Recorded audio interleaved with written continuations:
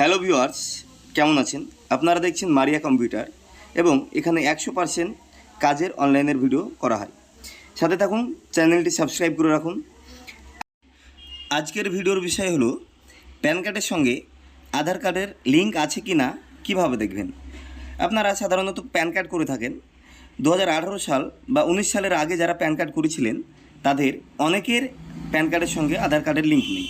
তো সেটি কিভাবে দেখবেন আজকের ভিডিওতে সেটি আপনাদের দেখাবো। প্রথমে আপনারা একটা ব্রাউজার খুলে নিয়ে সেখানে লিখবেন ই ফাইলিং লিখে সার্চ করে নেবেন। তারপরে ইনকাম ট্যাক্স ডিপার্টমেন্ট এখানে ক্লিক করে নেবেন। ক্লিক করা হয়ে গেলে বাঁদিকে আপনারা একটা মেনু বার দেখতে পাবেন, কুইক লিঙ্কস।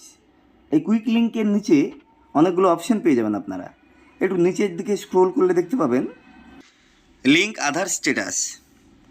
এই লিঙ্ক আধার স্ট্যাটাসে আপনারা ক্লিক করবেন। এখানেও সার্ভার অনেক সময় খারাপ হয়ে থাকে, তো খারাপ হয়ে গেলে দু একবার চেষ্টা করবেন, আশা করছি খুলে যাবে। এবার আপনারা লিঙ্ক আধার স্ট্যাটাস অপশানে চলে এসেছেন।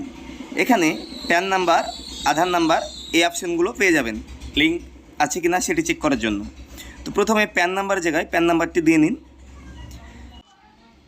তারপর নিচের দিকেই ঠিক আধার নাম্বার অপশানটি আছে, সেখানে আপনাদের আধার নাম্বারটি দিয়ে নিন।